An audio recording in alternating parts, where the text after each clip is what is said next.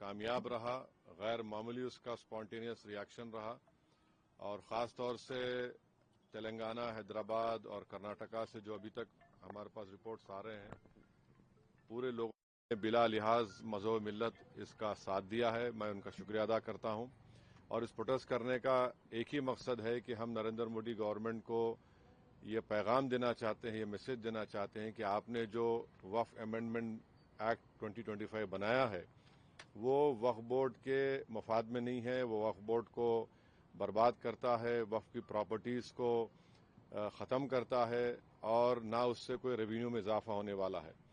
तो ये हमारा प्रोटेस्ट इसीलिए था कि और क्योंकि जो कानून बनाया गया वो अनकॉन्स्टिट्यूशनल है, हमारे संविधान के फंडामेंटल राइट्स के आर्टिकल 14, 15, 25, 26 और 29 का ग्रेव वायलेशन है।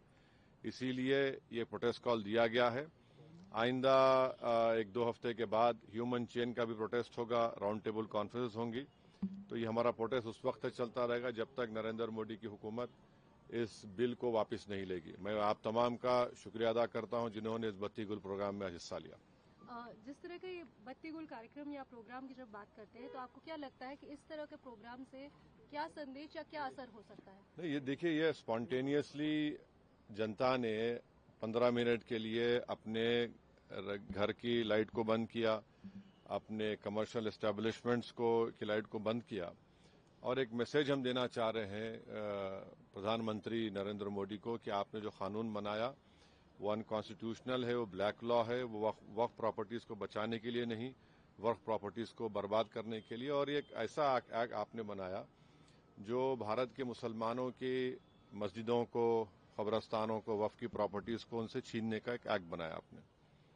जिस तरह का भी माहौल बना हुआ है देश में, आतंकवादी जो घटना हुई है, आपने भी उसको कंडेम किया है, लेकिन ऐसे हालात में आपको लगता है कि देश में अगर अंदरूनी तौर पर इस तरीके से विरोध होगा? नहीं, देखिए, जहां तक पहलगाम में जो हुआ है उसको तो हम आउटराइटली कंडेम कर रहे हैं और करते रहेंगे और हमने उस टेररिस्ट एक्ट को जिम्मेदार पाकिस्तान की इस्टेब्लिशमेंट, पाकिस्तान की सरकार को खड़ाया है और उन्हीं की पूरी सरपरस्ती में, उन्हीं की तायीद, उन्हीं के सपोर्ट और फाइनेंशियल सपोर्ट से, मिलिट्री ट्रेनिंग से वो आतंकवादी पाकिस्तान से बॉर्डर क्रॉस करके पहलगाम तक आए और वहां पर उन्होंने 26 टूरिस्ट को जान ली। और सबसे अफसोसनाक और सबसे तकलीफदेह बात यह है कि उन्होंने उनकी फैमिलीज के सामने खवातीन को, महिलाओं को, बच्चों को अलग किया और मर्द लोगों को एक जगह खड़ा करके उनका रिलीजन पूछकर जो हिंदू थे उनको गोली मारी। तो वो तो कंडेमनेबल है, उस पर कोई डिस्कशन होने की जरूरत भी नहीं है।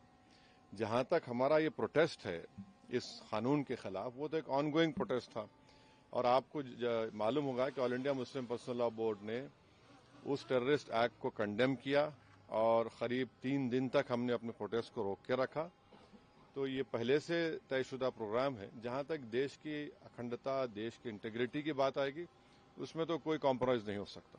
सर, आज की सबसे बड़ी खबर cash census, national cash census, इस पर आपका क्या कहना है? आपने धन्यवाद भी दिया है, एक तरफ क्रेडिट लेने की बात हो रही है, एक तरफ बीजेपी कह रही है कि तो मैं आपसे रिक्वेस्ट करूँगा, कल सुबह बात करेंगे ना, अपन आराम से बात करेंगे। ठीक है सर, आपका रोड मैप क्या रहेगा आगे के लिए? अब जो all India Muslim personal law board का प्रोग्राम है कि नेक्स्ट मंथ मई में ऐसे ही एक टाइम पर दिन में एक ह्यूमन चेन बनाई जाएगी इस वक्फ अमेंडमेंट एक्ट के खिलाफ और फिर राउंड टेबल कॉन्फ्रेंसेस भी होंगी। तो बकरीद से पहले 6 जून तक ये प्रोटेस्ट प्रोग्राम चलेगा। बाद का program all India Muslim personal law board तय करेगी। कांग्रेस अपनी तरफ से जो है आंदोलन कर रही है, प्रोटेस्ट कर रही है, तो क्या एमआईएम की तरफ से क्या आंदोलन कर रही है? जैसे वो इंदिरा पार्क में भी एक प्रोटेस्ट करना चाह रहे थे और किस बारे में? इसी को लेकर।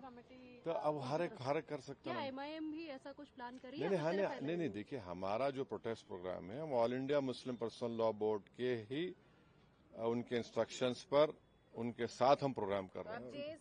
जॉइंट एक्शन कमेटी हर कोई प्रोटेस्ट कर सकता है, इसमें क्या, उसमें कोई दो राय नहीं। मगर हमारी पार्टी ने फैसला किया कि हम under the umbrella of all India Muslim personal law board ये प्रोटेस्ट प्रोग्राम करेंगे। Thank you.